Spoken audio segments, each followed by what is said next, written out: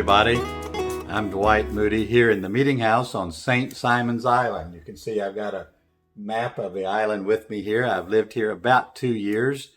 I've lived in other places. I'm from Kentucky, all over Kentucky, Murray, Lexington, Owensboro, Louisville, Georgetown. I have lived and worked in all of those places. Spent 2 years in St. Louis and was very interested in the history and all the culture of St. Louis.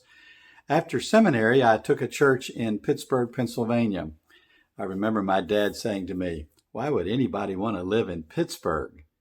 But I'll tell you, Pittsburgh is a wonderful place, and we loved it, loved every minute up there, the history and the geography, the people, the culture, the art, and of course, all of the athletics. Go Steelers.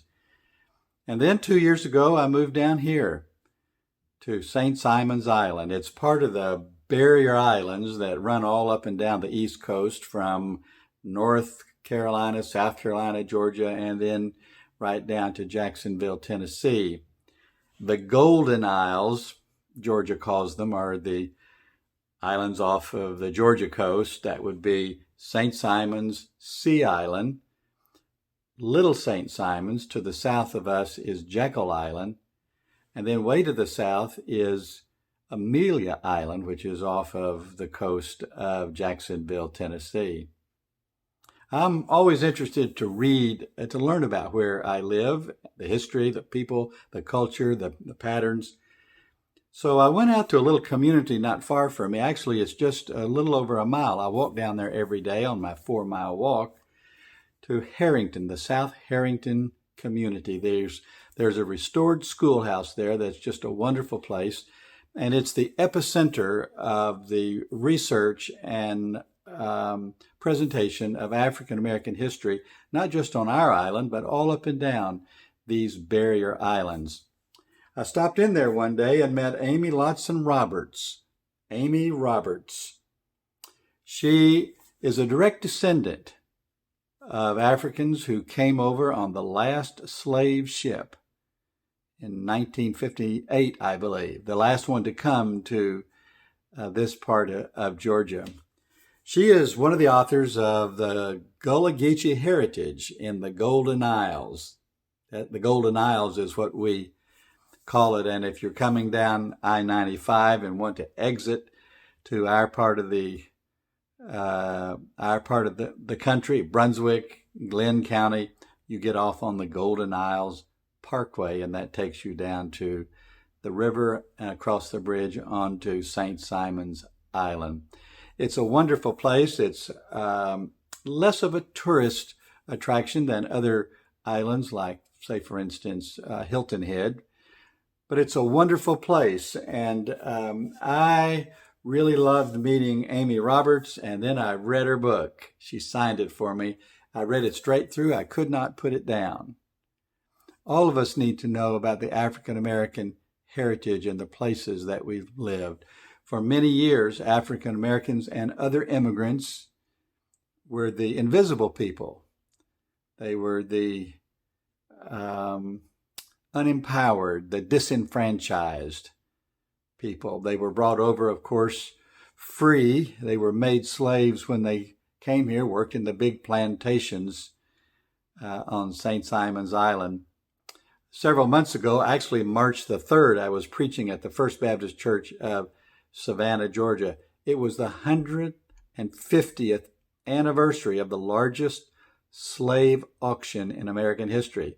One of the plantation owners from right here on St. Simon's Island took 435 of his slaves up to Savannah, now a drive of about an hour, to the auction. 2 days, rained hard.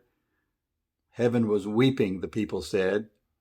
He had to pay off gambling debts, it is said. Well, after the Civil War, many of these people, many of these slaves, these Africans, were given small plots of land, and they lived on the island, and there was a rich history, culture, music, food, dancing, religion right here on our island and on lots of the island, and it's called the Gullah Geechee heritage. Nobody really knows where that name came from. Some think from Africa, some think it's a version of some name here in the New World, perhaps with Native American history, but it refers to the culture that developed on these islands, these barrier islands. For many years, there were no bridges from the islands to the mainland, which kept this culture isolated and, in a sense, more pure, less, shall we say, contaminated by the language and music and religion and food traditions here on the island or on the mainland. I live on a street called Holly Street. 2 streets over from me is Atlantic.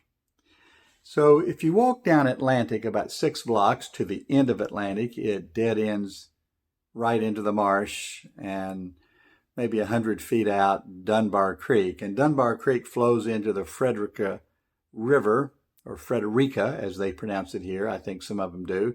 And that flows into the St. Simons Sound, which of course is in the news right now because of the big container ship, the cargo ship, loaded with 4,200 brand new automobiles, Kias, I understand. It ran aground. It's laying over on the sand, not only with 4,200 cars, but I think 300,000 gallons of fuel. It's been in the national news almost every day. You've heard about it. Well, in 1803, one of the slave-running ships made that trip from the Atlantic Ocean into the St. Simons Sound, up the Frederica River to Dunbar Creek, and around Dunbar Creek, right to the edge of the swamp, where now is Atlantic Avenue. They had a boat full of slaves who had never been slaves. They were free people from Africa. When they realized what was about to happen, their enslavers put chains around them, bound them one to another. But then this whole group of people, there were 12 or 15 or maybe 20 of them chained together. You know what they did? They jumped into the water, drowned, rather dead than slaves, they thought. It's now called Ebo Landing. It's one of the stories in the book. Ebo was the West African tribe that they were part of. It's not a stop on any tourist attraction, tourist trip on the St. Simons trolley. Very few of the slave places or African American or Gullah Geechee places are on the tours. But I sat there in the old restored Harrington School and talked with Amy for an hour before she sold me her book and signed it for me. I'm going to go back and interview her, I think, in November. And I'll have that podcast on the Meetinghouse.